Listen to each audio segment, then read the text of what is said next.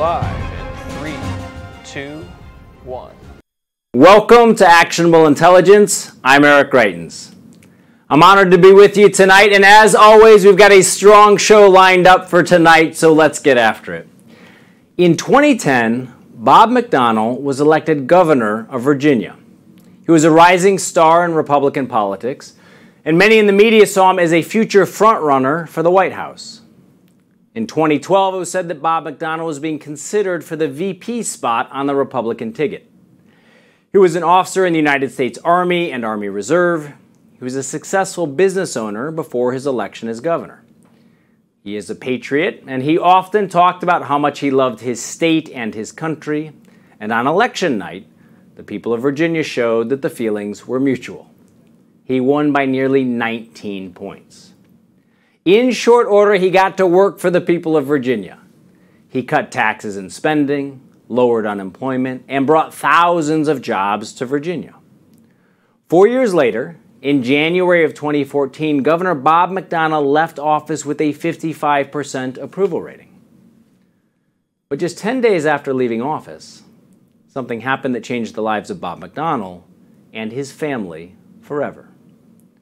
He was indicted by a federal prosecutor who claimed that he had engaged in corrupt acts for a personal friend.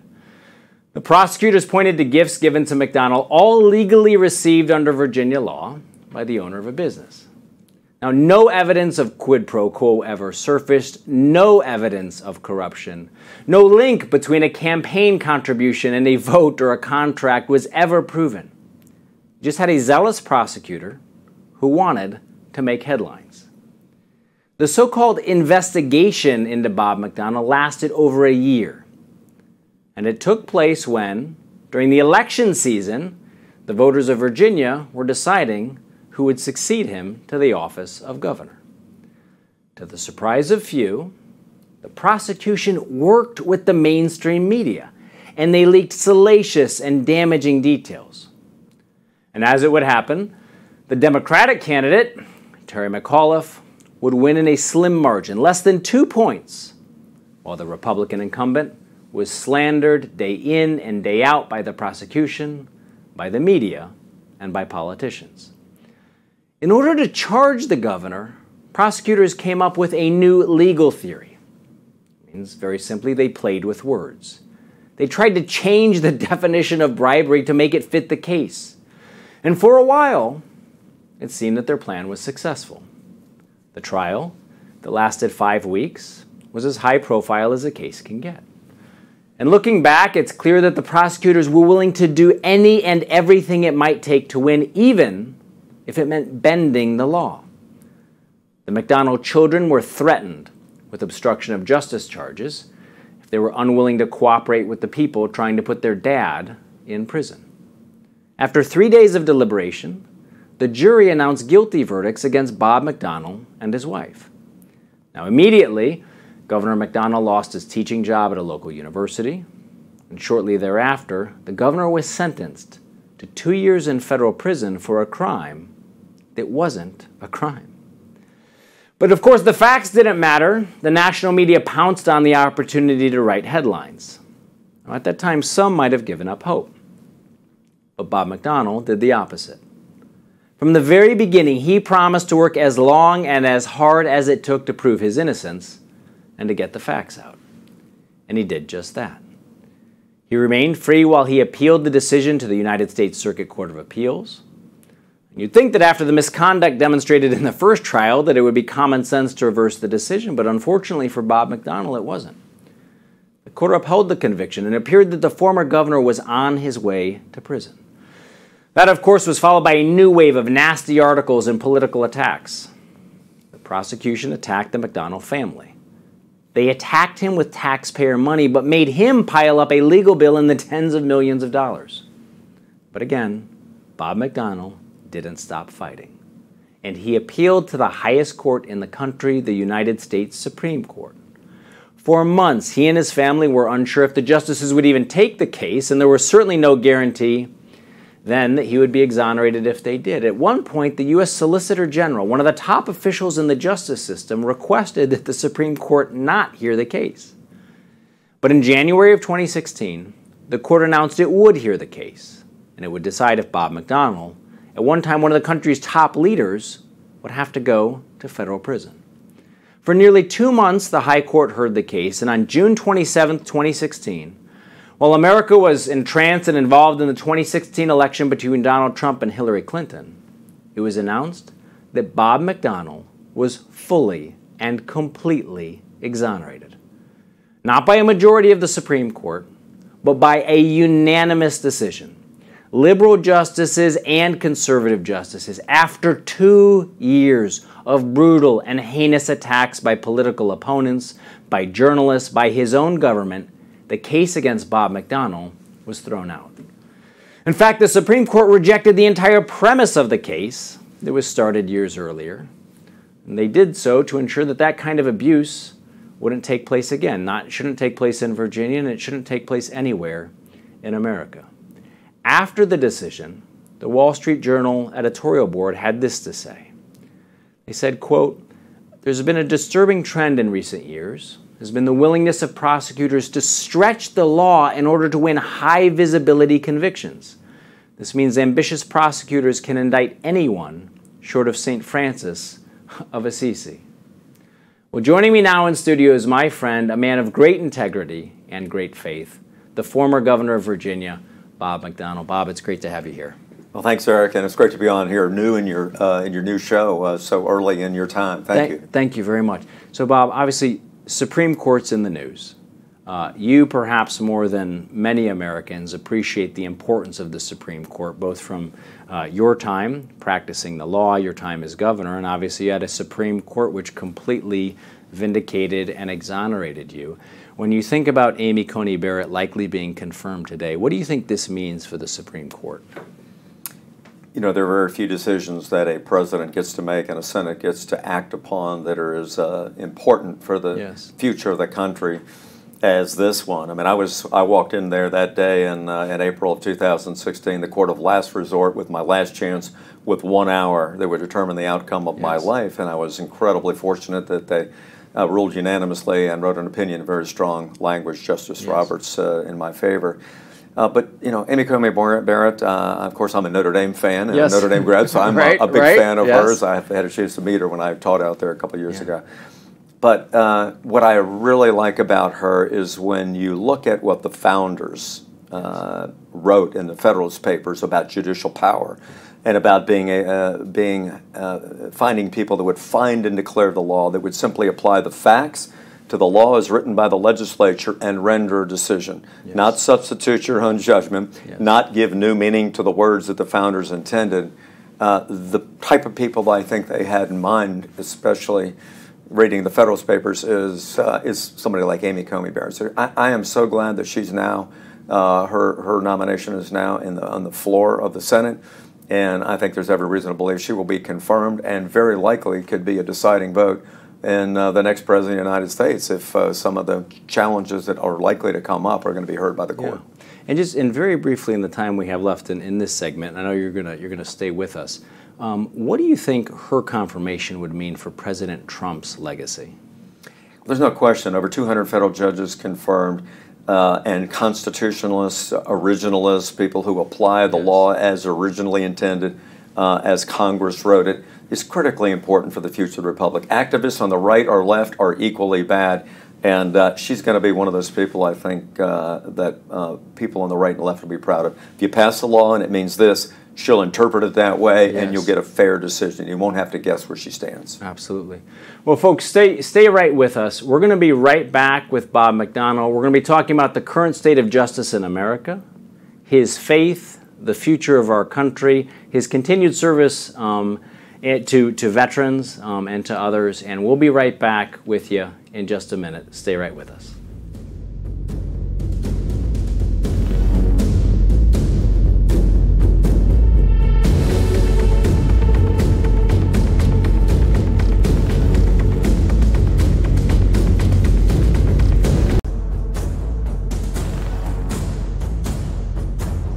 Welcome back, Eric Greitens, and now we're going to continue our conversation with Bob McDonnell.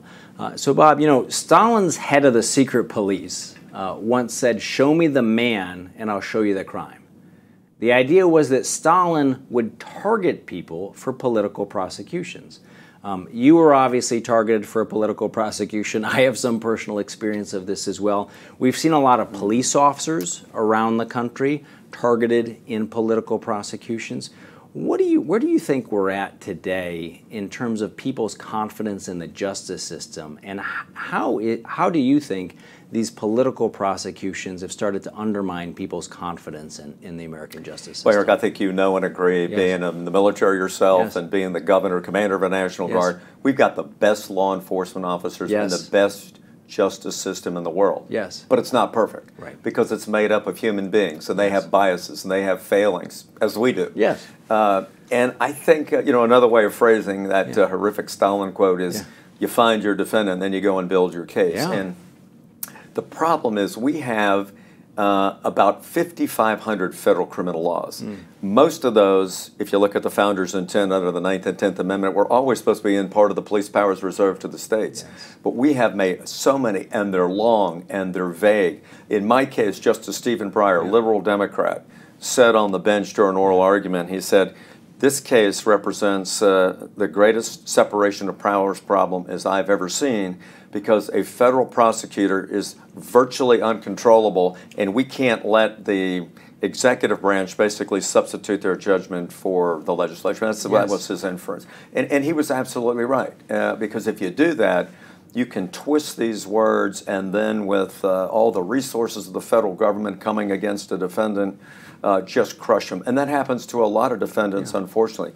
I was fortunate to have resources and also to have two of the greatest law firms in the country that believed in the case, believed that I was being treated unfairly. And it's been happening on both sides. I think there's been Democratic governors under Republican Justice Departments and vice versa that have been on the wrong side of prosecutions that with restraint should never have happened. So I think it's good for presidents to take a real hard look, and Bill Barr has said this and done it, at the justice system, and make sure that there's equal justice under the law. Whether you're a governor or whether you're a poor inner city kid, you should have the same equal justice, and not try to hang a governor or senator just because he's got a big title and you get a credit on your resume. That's wrong too. Yeah, well, look, I think any time people feel like anyone is targeted for whatever reason, it undermines confidence in the law. Right? Absolutely. And this is one of the things that's always held the Republic together, is that people have had this belief that though it's obviously justice has always been administered imperfectly,